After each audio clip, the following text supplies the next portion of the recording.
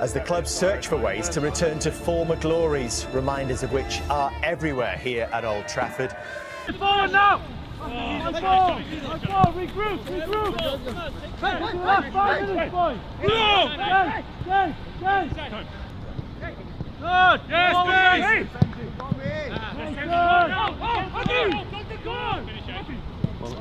Once again, yes, 24 days, it's a long time, but I think because of the internationals, I think there's kind of broken it up a lot, and actually probably for the players who've gone away, it hasn't really been too different. You know, I think they didn't have to rush back from internationals, which pleased them a little bit, and had a few extra days, and then we went away and had a good few days away training, and we kind of made the most of it, and there was a freshness about this week, which was quite nice. And obviously now the games come around, we're ready for it now. We know that the top 5 teams in the Premier League will qualify for the Champions League. How important is it then for this next period to really pick up that momentum?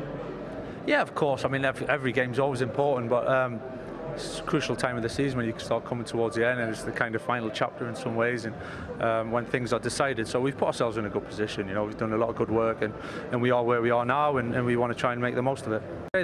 Sir Alex Ferguson reminded everyone of his enduring influence at Manchester United after making a surprise appearance at the club's Carrington training ground. What began as a routine session quickly transformed into a high-intensity and highly focused workout, as the legendary former manager brought his trademark authority and winning mentality back into the environment. Working alongside Michael Carrick, Ferguson immediately raised the intensity of the session. Training drills were paused and restarted, positioning was corrected, and players were pushed to make faster decisions with greater precision. The tempo increased noticeably, reflecting the standards that defined Manchester United during Ferguson's most dominant years. His presence was more than symbolic. Ferguson's football philosophy, high pressing, quick transitions, discipline, and clinical finishing, remains deeply connected to the club's identity. By stepping onto the training ground and actively engaging with the session, he reinforced the importance of those principles at a time when the team has been searching for consistency and confidence. For Michael Carrick, the moment also carried significance. As a former player under Ferguson and now a manager guiding the team through a challenging period,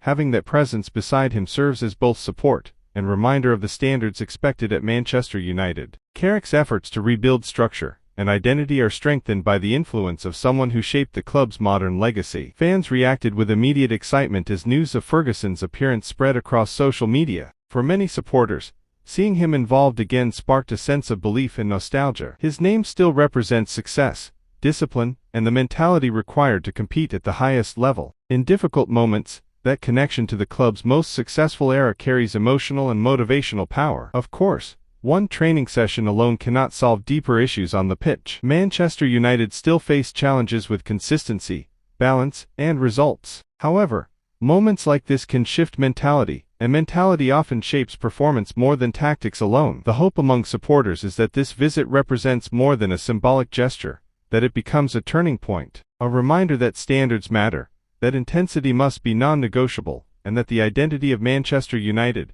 should always be built on ambition and excellence. As the team prepares for crucial fixtures ahead, Ferguson's surprise return may prove to be exactly the spark needed. Whether it leads to immediate results or not, the message was clear: the standards of Manchester United have not changed, and neither should the hunger to meet them.